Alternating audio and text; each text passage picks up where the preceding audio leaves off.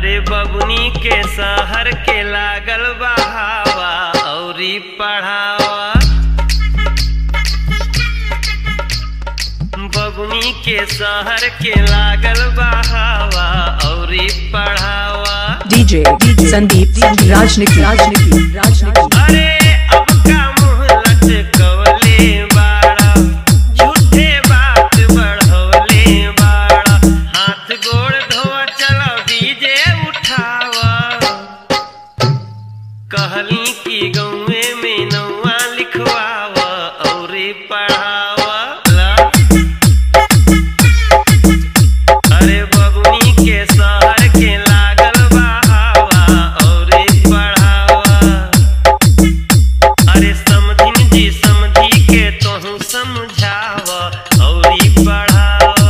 www.djbasecamp.com DJ Sandeep राजनीति। राज कुशीनगर।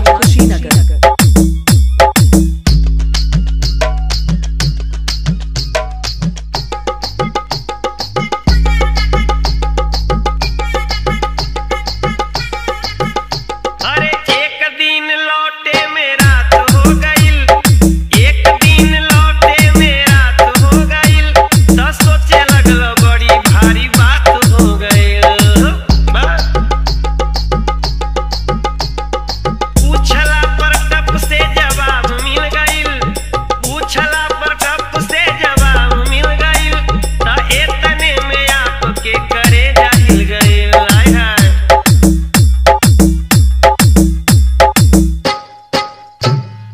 अब मत आपन ब्लड प्रेशर बढ़ावा औरी पढ़ावा। www.djbasecamp.com बबुनी के शहर के लागल बहावा औरी पढ़ावा। कहली की गौए में नौआ लिखवावा औरी पढ़ावा।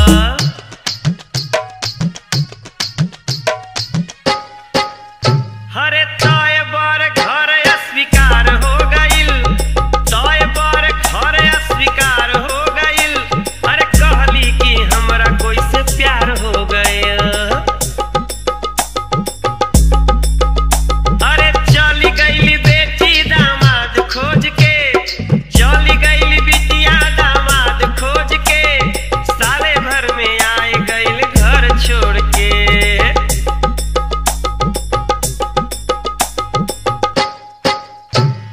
कहली कि बॉम्बे में घर मत बनावा औरी पढ़ावा।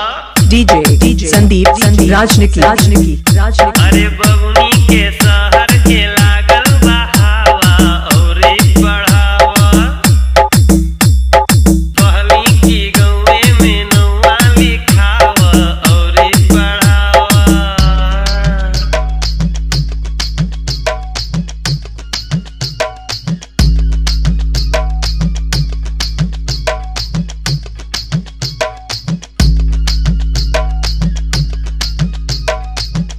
देखी यही से कहल जाला कि गाँवे लइका लइकन के भेजल बड़ा जरूरी बा।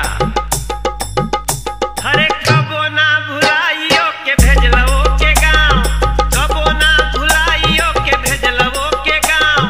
कैसे सीखो रीत धर्म कुल खानदान बोला। अरे कबो ना भुलाइयो के भेजलवो के गाँव, कबो ना भुलाइयो के भेजलवो के गाँव।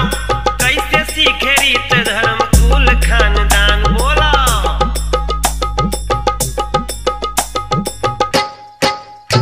अरे बोले दा हमरा के चुप मत करावा औरी पढ़ावा। डीजे संदीप राजनीति। समझी जी हमरा के आँख मत देखावा औरी पढ़ावा। देखा हमके मत डरावा, अब हमके मत आँख देखावा। समधिन जी समझी के ले जा सुतावा। बबुनी के शहर के लागल बहावा औरी पढ़ावा। राज कुशीनगर। अरे कहली की गौए में नौआ लिखावा औरी पढ़ावा।